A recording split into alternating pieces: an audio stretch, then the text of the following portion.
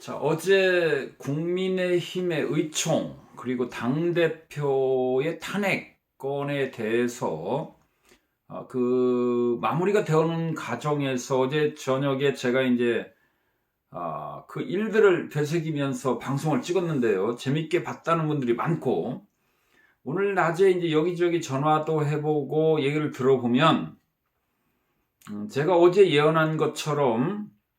예측한 것처럼 윤석열 후보와 이준석 대표가 오버랩돼서 같은 이미지로, 어제 이준석을 욕하던 분들이 어제까지 윤석열의 대통령 당선을 위해서 열심히 애정을 가지고 지켜보던 사람들이, 이준석을 욕하듯이 윤석열 후보를 욕하는 사람들이 제 주변에 분명히 존재합니다. 보수 유튜버들의 어제 유튜브 그 내용을 가지고 강의하는 내용 속에서의 댓글들 보셨을 겁니다. 윤 후보는 인해 장막에 있어서 그 소식을 못 들을 수 있고, 대통령 후보이기 때문에 경황이 없으니까요. 어제 댓글들이 심각했고, 오늘 오프라인에서 제 주변들, 특히 보수의 당선, 정권 교체를 간절히 원하고 윤석열을 강력하게 지지하던 분들 중에 많은 사람이 오늘 쌍욕까지 하는 것을 제가 직접 봤습니다. 그리고 다음 주 정도가 되면 15%가 안철수 후보가 어제건으로 해서 넘어갈 것이다 했는데, 오늘 벌써 15%가 갤럽 조사 등에서 나왔죠. 이제는 3강이 됐습니다. 3강이. 그래서 이 문제를 윤석열 후보와 이제 제1야당 국민의힘은 다급해졌죠. 초조해졌죠. 그리고 국민의당 안철수의 존재를 아직은 무시하고 있죠. 단일화 생각도 없다. 일시적인 현상이다. 그러나 현실은 현실이죠. 현실은 현실이고, 이제 단일화는 어쩔 수 없는 과정이고, 누가 유리한 삿발을 잡느냐, 룰의 전쟁만이 남았다. 그런데 이게 정권 교체를 바라보는 당원들 입장에서는 과연 안철수의 급등이 나쁜 거냐? 아니라는 거죠. 윤석열과 이재명의 1대1 싸움에서는 질 수도 있었는데, 질 가능성이 높았는데, 안철수의 부상과 정권 교체를 누가 유리하냐, 누가 정권 교체에 적합한 후보냐고 하는 야권 단일화의 이 컨벤션 효과, 이 이벤트가 모든 이슈를 덮어버리면서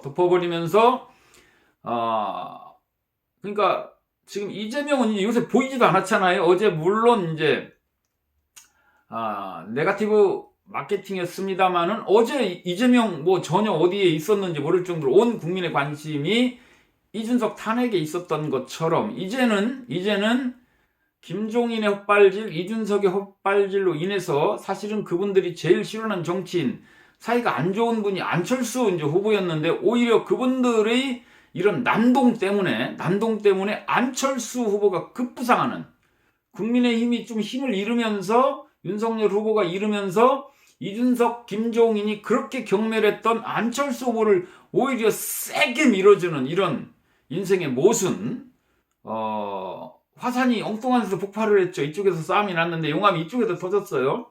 그래서 안철수가 급부상을 했는데, 이 안철수의 급부상은 이번 대선의 가장 큰 변수가 됐다.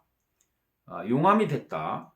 그래서 모든 이슈를, 막판 대선의 이슈를 몰아가면서 이재명 후보를 구의원, 시의원급으로 전락시키면서, 안철수가 후보가 되느냐, 윤석열이 제1야당의 후보, 야권 후보가 단일화가 누가 되느냐의 관심이 2월 중순 투표용지가 인쇄되기 직전까지 이 이슈가 온 국민의 관심을 받으면서, 윤석열과 안철수 중에 단일화 후보가 최종 대통령의 골인될 수도 있는 빅 이벤트를 천방지축 이준석과 오만과 교만과 자기밖에 모르는 김종인 전 비대위원장이 이런 아주 기가 막힌 일을 만들었어요.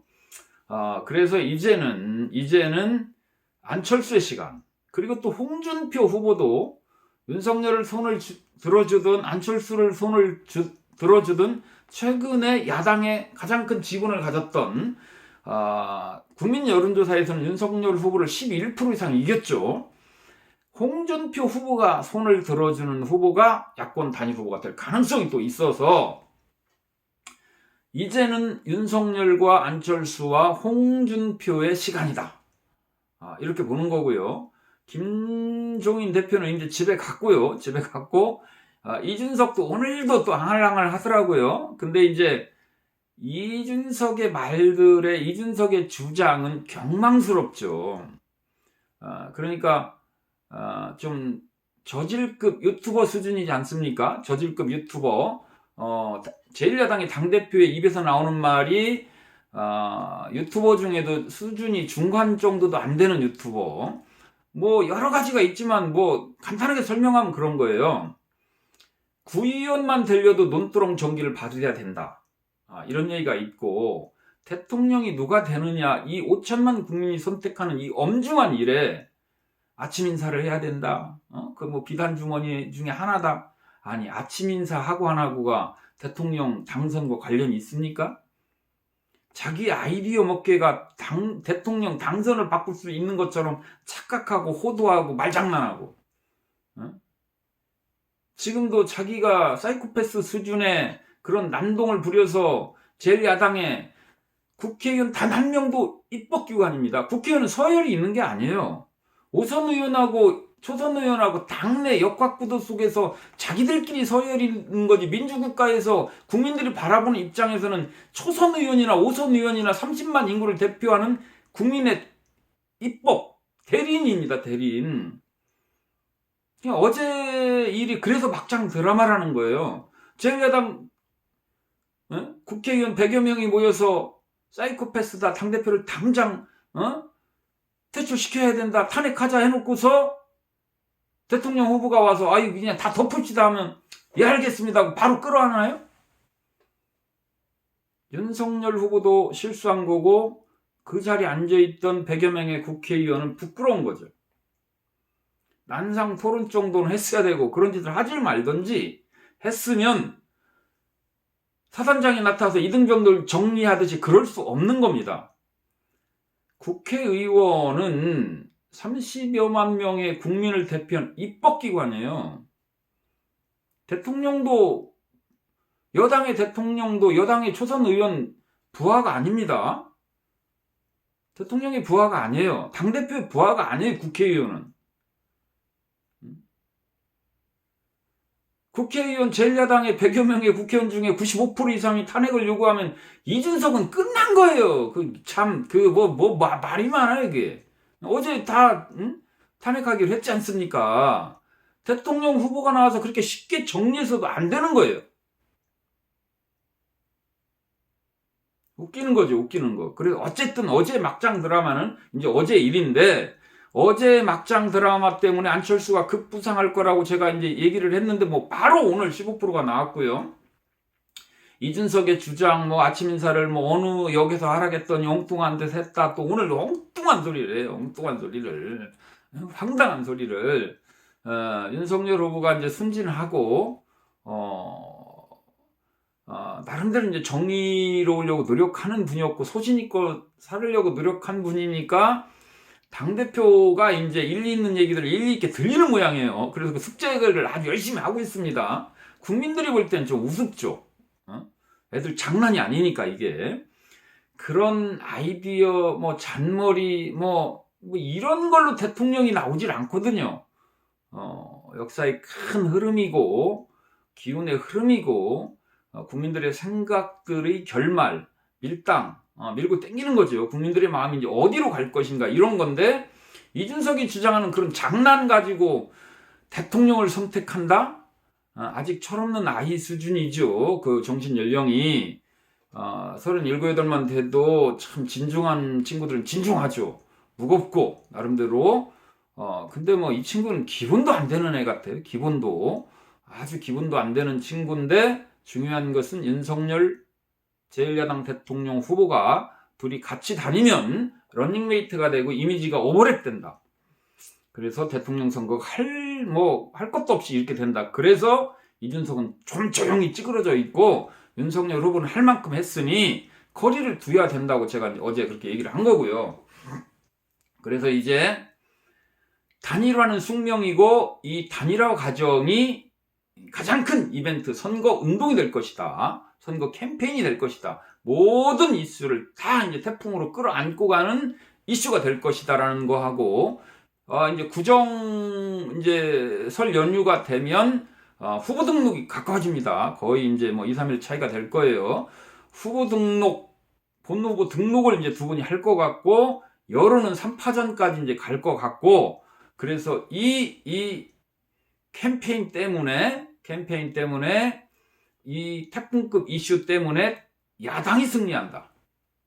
윤석열이든 안철수든 박빙으로 가는 거죠. 이제 박빙으로 벌써 15%를 넘어섰기 때문에 박빙으로 갑니다. 박빙으로. 그래서 이제 당장 오늘 내일 안철수 후보 쪽으로 대거 이동을 하고 있어요.